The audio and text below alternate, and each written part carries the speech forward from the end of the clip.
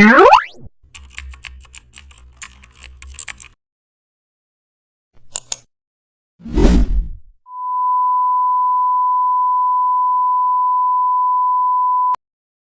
back to the channel, and don't forget to like, share and subscribe for more updates. Today we are diving into an exciting tutorial how to create a metallic outline text using stroke. Start by typing your text in bold font, opening blending option and reduce fill to 0%. Now select stroke and change the color to metallic gradient silver or gold. Click the gradient bar to edit the tones and add lights and dark shades. Set the stroke position to outside.